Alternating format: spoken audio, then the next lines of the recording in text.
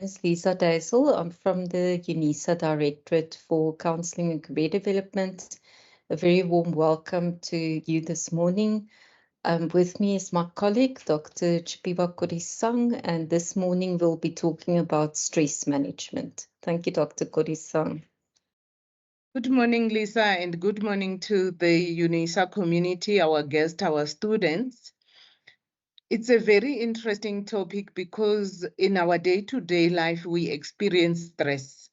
It could be due to traffic, it could be due to your studies, personal relationship, and therefore we cannot avoid it. We cannot live without stress. It's like part of life involves stress. Therefore, it's very important that we just have a conversation to say, so how do we manage stress? How do we respond to stress, not to react? What are we talking about when we talk about stress? Stress is a natural response to demands and pressures of life, both external and internal, that we encounter in our daily lives. For a distance learning students, common stressors include managing multiple responsibilities, meeting deadlines, and balancing academic and personal commitment. I cannot forget to mention even managing load shedding as a student, because you need to navigate your time to study, your time to submit assignment around load shedding schedule, which is very stressful to any person who stays in South Africa. It's essential to recognize the signs of stress and understand its impact on your physical and mental health. And that's why we thought it's important for us to share this with you. Let's quickly look at stress and your studies. As much as distance learning offers flexibility, but it also comes with unique challenges. One of those challenges is lack of interaction with peers and lecturers. Remember, as a distance learning student, you are your own tutor as well. Even though the lectures are there and other students are there, most of the time you are on your own. You can interact with other students, but it's very different to a residential university where there is personal interaction and personal connection. You go to a class with other students. Here you are mostly on your own. Time management is a huge issue due to flexible schedules and distractions. Because you are not like in a normal residential university where they even give you a timetable when to do what when. It's very difficult. UNISA give you the deadline of assignment, but the rest of the things you have to do it on your own. Therefore, time management can become an issue because you are also looking at yourself more with other responsibilities. And it's very easy to forget time to study and to manage generally your time so that you can create time to study. We are also exposed to increased screen time, leading to eye strain and fatigue. Most of the things we do online on our cell phones, which impact on our eyes. Feelings of isolation and loneliness. Due to lack of interaction and distance nature of distance learning, it can also be lonely. You are very isolated most of the time. You are sitting in your study room, your bedroom, or at the library, and it's just you and your studies. You might even feel quite disconnected to what you are studying and even to UNISA in general, because at times you even wonder, where is this UNISA? How far is it? You are not even connected to UNISA. Even sometimes you don't even have an idea of who is your lecturer, and you have got an image who this lecture might be. That can also create a sense of disconnection as well. It's important to understand the physiology of stress. When we experience stress, our body goes into, or our body's response is a fight or flight mode. Other scholars also add freeze. So you either fight, you flight, or you freeze. Those responses are always triggered. The body then releases stress hormones such as cortisol and adrenaline. So what normally happens in human beings and in animals, when we feel unsafe, we respond by saying you must fight to defend yourself, run away, or we freeze. Animals do that as well. But there are certain hormones that are increased at that particular time. The same applies with you just receiving an assignment that you have failed. It does not feel like you are in danger, but some aspects of your life feels like you are in danger. Your career is in danger. Maybe even your bursary is in danger, your success in danger. So you have to fight for that when you are struggling with the assignment, when you can't figure out, and the body will respond in the same way as if somebody is holding a gun at your head. While this response is necessary for survival in a threatening situation, chronic stress can have detrimental effects on our health, including increased risk of cardiovascular disease, weakened immune system, and mental health disorders. So what you need to understand when you are constantly stressed, when you are constantly feeling overwhelmed, the body is also remembering that, and the body responds to that. And this has got long-term impact. So it's very important that we have got a way to manage our body so that we are not constantly on the overrun of the cortisol and the adrenaline, because they impact on us. How do we recognize symptoms of stress?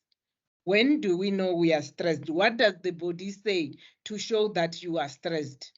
And this is important. A lot of times people will say, I've got constant headaches, but I'm okay. But when you start having a conversation with this person, they will say, no, I'm worried about my assignment, or I'm worried about my child. So that is a sign that your body is not taking very well what you are going through. You might not want to acknowledge or appreciate that you are stressed, but the body tells you, and the body is always honest. Physical signs of stress may include headaches, muscle tension, fatigue, and changes in appetite or sleep patterns. You might not feel like eating, you might not sleep well, or you just feel like just sleeping. Those are the signs where a person feels paralyzed. When you are in the paralyzed response, you normally don't want to do anything, you just sleep. Emotional signs may manifest as irritability, anxiety, depression, or feeling overwhelmed. While on the other hand, behavioral signs can include withdrawal from social activities, increased use of alcohol or drugs, or difficulty concentrating. It's very easy for people to report, I can't concentrate. I'm finding it difficult to sit down and do my work. But you don't understand, where is this coming from? When did this started? Because in that you will establish you are responding to something that is very stressful for you. Let's now talk about building your stress management toolkit. Effective stress management involves adopting a variety of techniques to address the different aspects of stress. Let's now explore some practical strategies you can incorporate in your daily routine to manage stress effectively. One of the things is time management. The second one is relaxation techniques.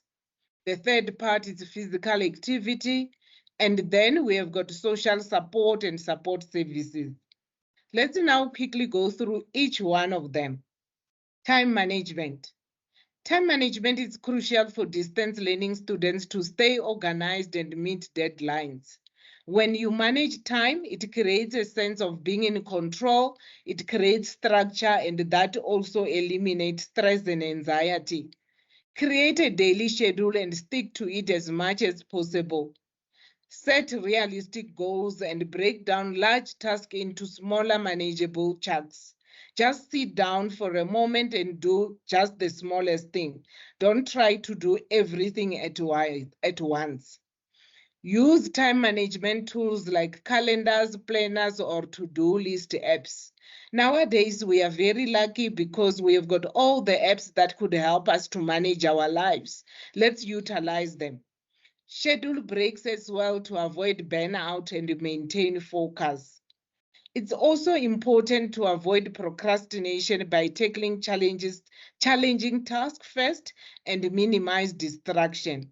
It's very important that when you are encountering a challenge, you don't then procrastinate. You just say, can I just sit for a moment and do one task of this that is challenging? Can I just understand what is challenging for me and what do I need to do? But if you keep on procrastinating, it becomes very overwhelming and you end up feeling very stressed. Relaxation techniques. Incorporate relaxation techniques into your daily routine can help reduce stress and promote a sense of calmness. Practice deep breathing exercises to relax your body and mind. Also, try visualization techniques to imagine yourself in a peaceful and serene environment.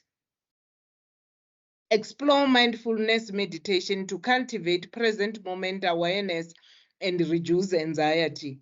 Colleagues, you must remember that when you are being involved in physical activities like walking, mindfulness, yoga, anything, it helps also to reduce the stress hormones. You feel more at peace. Some neurological research actually recommend the effectiveness of physical exercises in reducing stress and anxiety and even depression, and they feel that the effectiveness is also the same as pharmacological treatment, which is medication. As we continue with physical activity, regular exercises is essential for maintaining physical health and reducing stress. As I said earlier, engage in physical activities such as walking, jogging, yoga, or dancing to release endorphins and improve mood. Aim for at least 30 minutes of moderate intensity exercise most days of the week to reap the benefits for your overall well-being. Aim for 7 to 8 hours of sleep each night for optimal cognitive function and stress resilience. Let's now talk about building social support. Stay connected with friends and family to combat feelings of isolation and loneliness. I had shared earlier when talking to some groups of students to say, there is an African proverb or idiom that it takes a village to raise a child. That's the same principle you must apply with your studies. Yes, other people will not literally study for you, but they could be there to support you in raising this child, which is achieving your qualification. Find other students to study with. Create your own community of learning. Reach out for support when you are feeling overwhelmed or stressed. Reaching out for support does not mean you are weak or you are not cut out to be an academic. It's just a sign that you are a human being and you need other people, and you also don't know everything. Foster meaningful relationships and engage in social activities that bring you joy and fulfillment. You do not only exist as a student, you must also tap into other aspects of your life, personal, career, and be useful and do other things that are meaningful beyond your studies, because that could also be a source of motivation for you to focus on your studies. Assessing support services. Take advantage of counseling services, academic advising, or peer support groups to receive guidance and assistance when needed. Remember that seeking help is a sign of strength, not weaknesses. And also seeking help also shows a sign of curiosity. This is all I know, but could there be other things out there? Could there be somebody else who have got some information that I don't know? We have got the library services. They offer a wider variety of support that is very important for your journey as a student. I want to now share a story, and I hope you can be like the lion. This is the story where one day I found some family members watching TV, but they were very quiet. And I became interested and I walked closer. When I got there, I realized they are watching lions fighting. This group of lions, they were fighting this older male lion. At the end, it ran away because it was sort of defeated. And then the rest of the lions left. After they left, the lion looked around and walked around and found a shade. And it went and sat under the tree in the shade.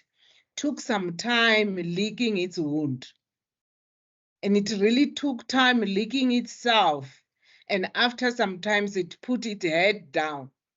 And it stayed there for some moment. And the commentator was saying the lion is very hungry and is very weak. And they even assumed that it would just stand up and start hunting. And they were commenting it will be very difficult for this lion because it will be now hunting alone. But we see this lion after some time standing up and started walking around. What was surprising, as this lion was walking, it would find some smallest prey, but it would not hunt, it would not chase. It just continued walking. It looked tired, it looked hungry, it looked thirsty, but it continued walking.